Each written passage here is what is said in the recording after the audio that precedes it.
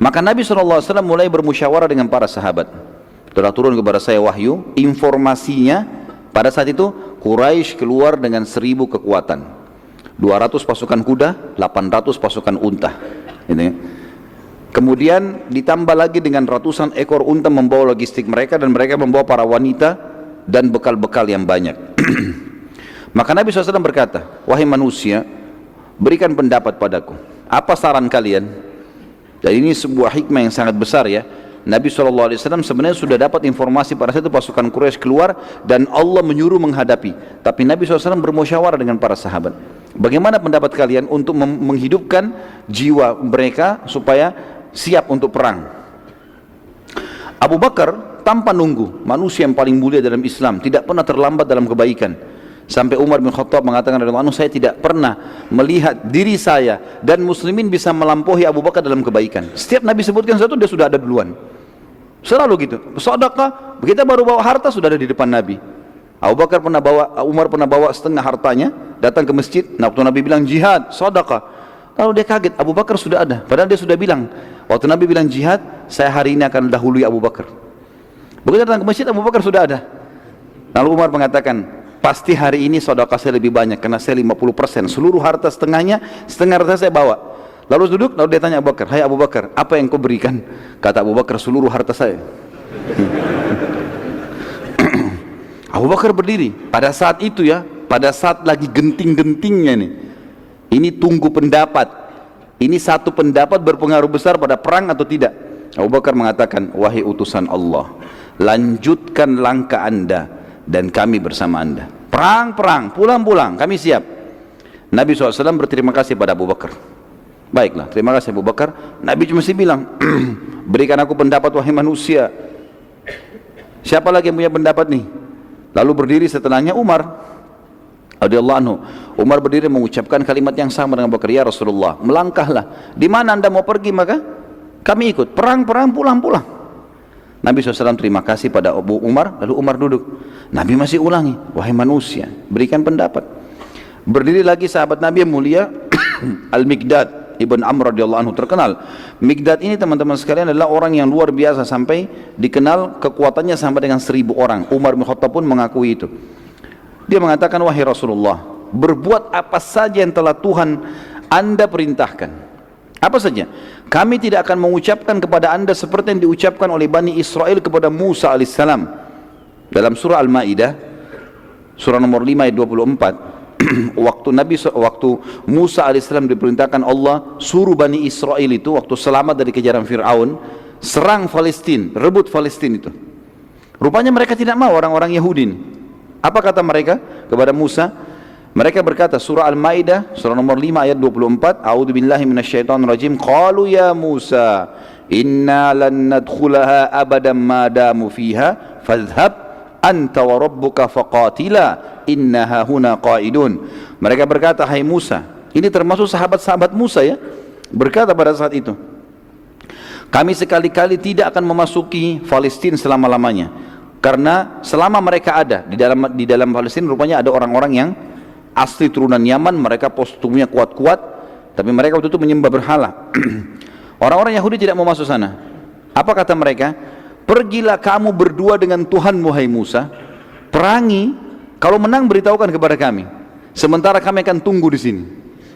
Kurang ajar sekali. Apa kata Miqdad radhiyallahu anhu, ya Rasulullah, kami jalankan apa perintah Tuhan anda, dan kami tidak akan mengucapkan kepada anda apa yang diucapkan Bani Israel untuk Musa. Tapi kami akan mengatakan, pergilah anda dengan Tuhan anda dan perangilah mereka, sementara kami akan bersama dengan kalian berdua berperang. Demi Allah, wahai utusan Allah, bila anda membawa kami ke Biraqal Jimad, pastikan tidak seorang pun di antara kami yang berkhianat, pasti kami akan ikut. Perlu teman-teman garis bawahi, apa sih Biraqal Jimad? Kenapa Miqdad memilih kalimat ini? Biraqal Jimad teman-teman sekalian adalah sebuah tempat di wilayah Yaman.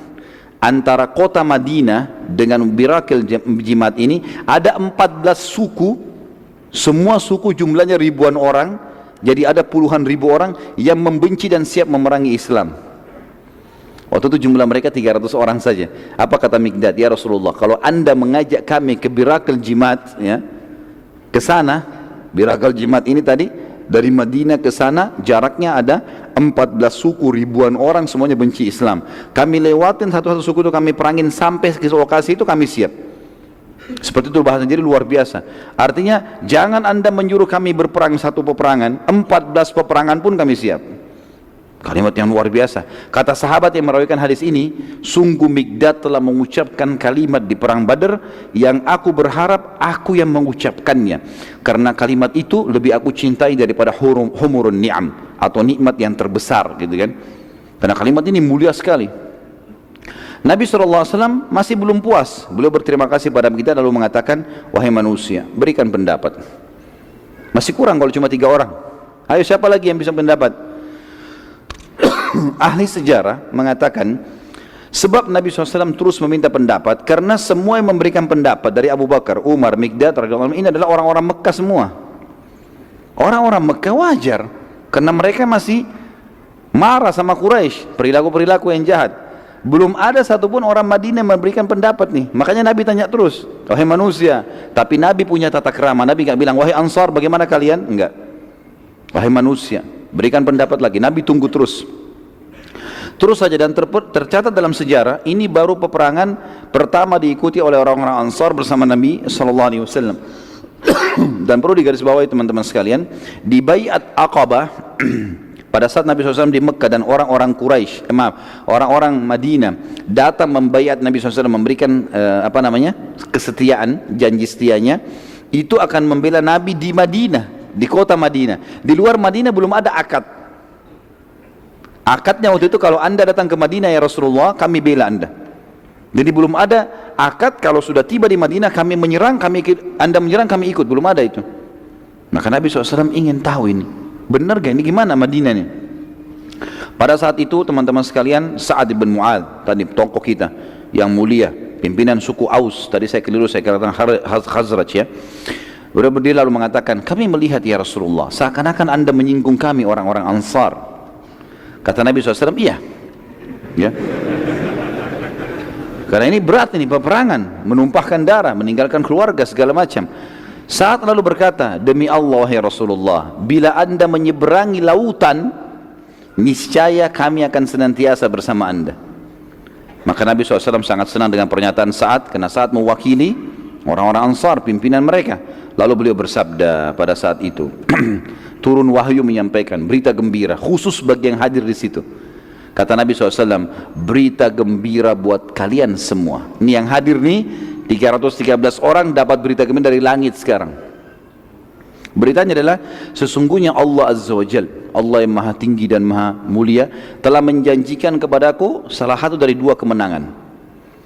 Berhasil mendapatkan kafilah dan kita rebut semuanya 2.500 ekor unta, atau kalaupun berhadapan sama musuh pasukan Quraisy kita akan menang walaupun jumlah mereka 1.000. Maka para sahabat senang dengan berita ini, berarti berita wahyu langsung sampai dari langit.